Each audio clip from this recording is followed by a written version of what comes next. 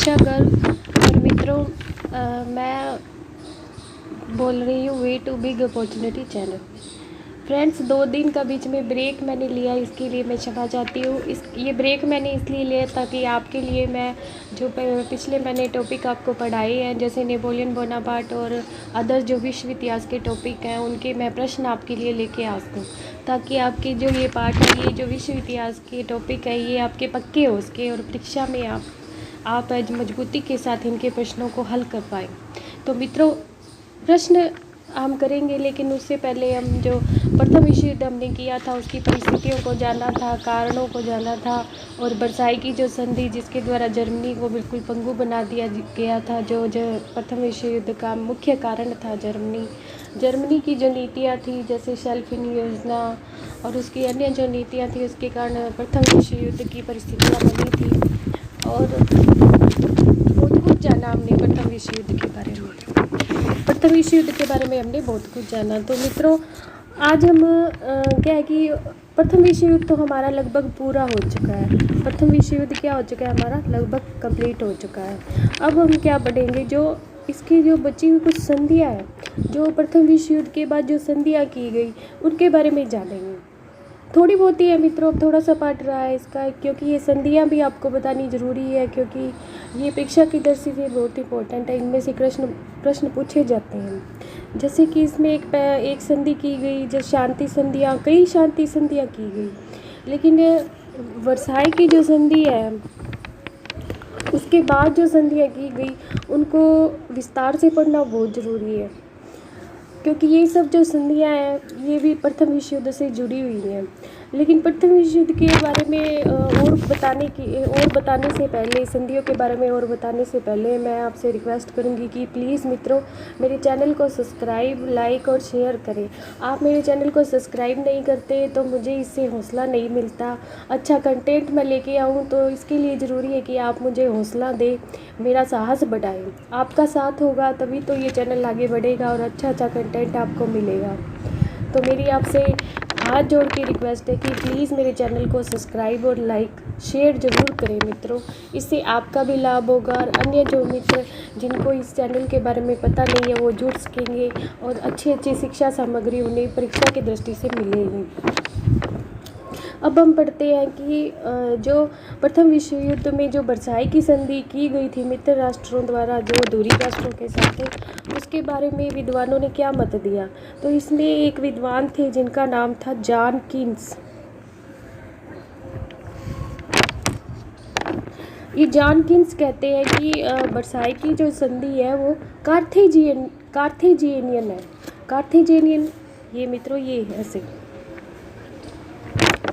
कार्थेजेनियन, इन्होंने वर्साई की संधि को कार्थेजेनियन की संज्ञा दी। इसी तरह एक और विद्वान थे जिनका नाम था मार्शल फांच।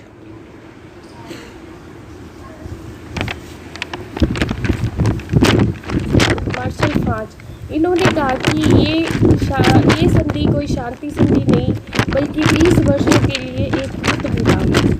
तो मित्र, ऐसे कुछ जो विद्वान थे, इन्होंने जो शांति, जो वर्साई की संधि थी, इसके बारे में अपने विचार प्रकट किए और द्वितीय विश्व युद्ध के बारे में एक तरह से पहले ही भविष्यवाणी कर दी कि ये एक 20 वर्ष के लिए एक युद्ध विराम है केवल। इसके बाद हम पढ़ते हैं जो हमारी संधियाँ बाकी रह गई थी, शांति संधियाँ जो की गई प्रथम विश्व युद्ध के बाद, वो कौन कौन सी है। तो इसमें पहली आती है मित्रों सेंट जर्मन की संधि। सेंट जर्मन की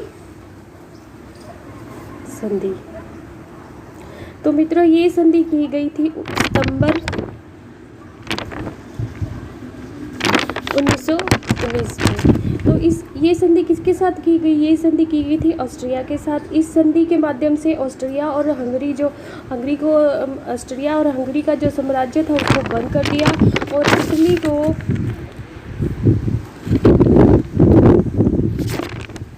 इटली को कौन कौन से प्रदेश दिए गए। इटली को एक तो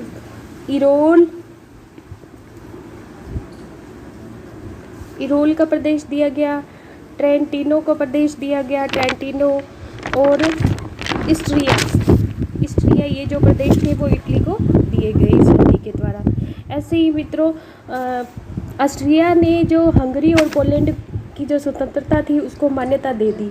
पहले क्या थे, इन्होंने ऑस्ट्रिया ने इन दोनों देशों पर क्या कर रखा था, अधिकार कर रखा था। हंगरी और पोलैंड की स्वतंत्रता को, पोलैंड की स्वतंत्रता को मान्यता दे दी। किसने दी, ऑस्ट्रिया ने।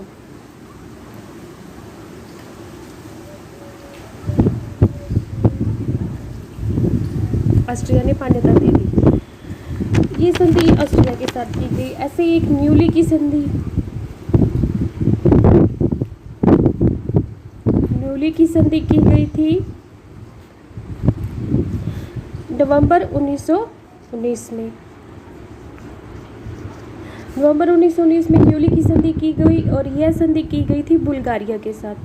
तो इस संधि के दौरान क्या किया गया मित्रों, जो बुल्गारिया को जो उससे जो प्रदेश छीने गए थे बाल्कन युद्धों के दौरान, 1912-13 में बाल्कन युद्धों के दौरान क्या हुआ था कि बुल्गारिया से उसके जो मतलब बाल्कन क्षेत्र थे वो उससे छीन लिए गए थे। फिर इस संधि के द्वारा, न्यूली की संधि के द्वारा जो नवंबर 1919 में होती है, उसमें ये प्रदेश जो है उसको लौटाने पड़ते हैं वापस।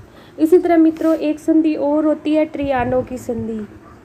मित्रों आप भी इन संधियों को नोट कर लीजिए, ये पेपर में यूं की यूं पूछी जाती है। ट्रियानो की संधि जो है वो की गई थी जून 1920 में।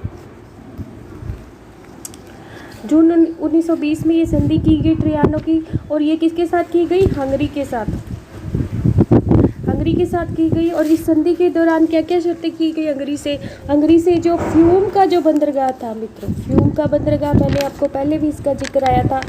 फ्यूम का बंदरगाह इससे छीन लिया गया, हंगरी से बंदरगाह छीन लिया गया।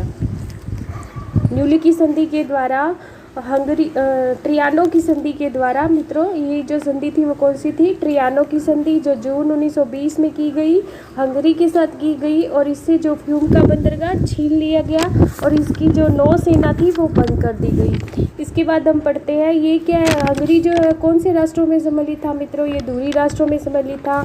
इसी तरह जो ऑस्ट्रिया है वो कौन से राष्ट्रों में सम्मिलित था, दूरी राष्ट्रों में सम्मिलित था।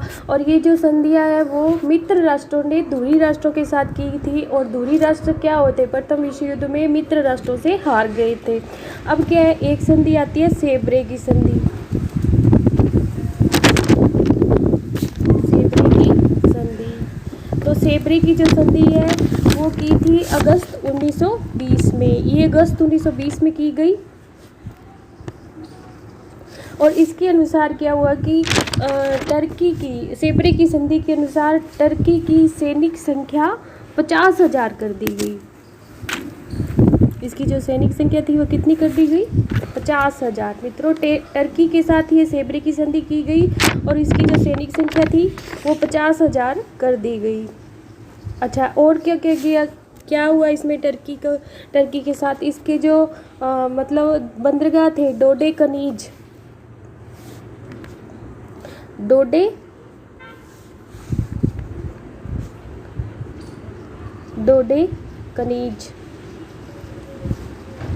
व रोड्स द्वीप जो थे वो इटली को दे दिए गए। टर्की के रोड्स द्वीप ये किसके थे, टर्की के थे, और ये इटली को दे दिए गए।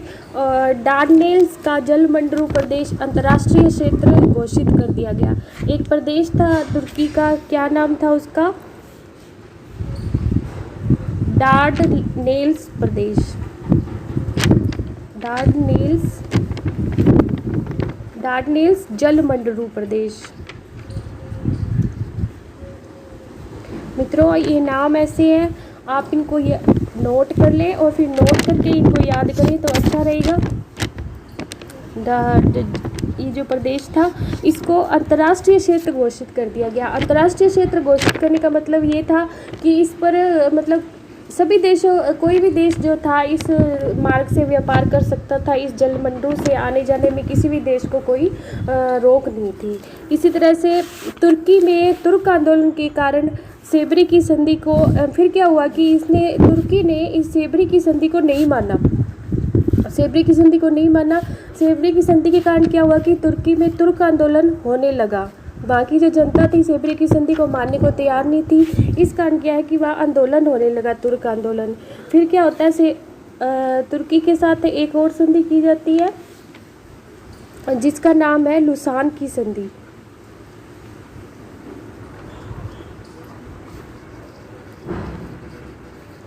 लुसान की संधि, और ये की जाती है 1923 में। इसी तरह मित्रों ये अन्य लड़ाइयाँ भी होती है प्रथम विश्व युद्ध के दौरान। जैसे हम पढ़ते हैं, बहुत ही ज़्यादा फेमस है, एक है मार्न की लड़ाई।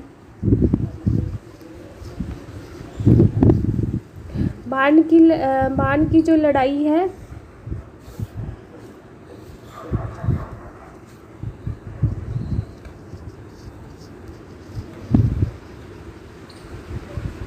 मार्न की लड़ाई है सितंबर 1914 में होती है, और ये होती है जर्मनी व मित्र राष्ट्र होते हैं फ्रांस के मध्य। जर्मनी और मित्र राष्ट्र फ्रांस के मध्य ये लड़ाई होती है, और इसमें क्या होता है कि जर्मनी की पराजय होती है। इसी तरह ये एक दूसरी लड़ाई होती है जिसे जट बैंड की लड़ाई कहते हैं। जट बैंड की लड़ाई, जट बैंड की लड़ाई होती है जून 1916 में। ये प्रथम विश्व के दौरान होती है ये सारी लड़ाइयाँ, जो हम मतलब पहले हमने इसके बारे में नहीं पढ़ा, लेकिन ये भी हमारे लिए इम्पोर्टेंट है कि ये लड़ाइयाँ किस किस के बीच होती है और इनका नाम क्या है। जैसे जट बैंड की लड़ाई जो है वो जर्मनी व इंग्लैंड की नौसेना के मध्य होती है। इसमें क्या होता है कि जट बैंड की जो लड़ाई होती है जून 1916 में होती है, और जर्मनी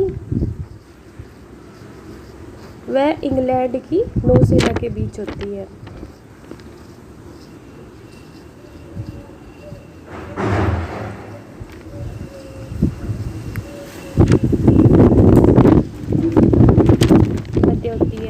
इसके बाद क्या होता है कि मित्रों हमसे पूछ लिया जाता है कि जो प्रथम विश्व युद्ध के अंदर जो जर्मनी का वो चांसलर कौन था, जर्मनी का चांसलर कौन था प्रथम विश्व युद्ध के दौरान। तो मित्रों जर्मनी का जो चांसलर था वो था बेथमैन हालबेग।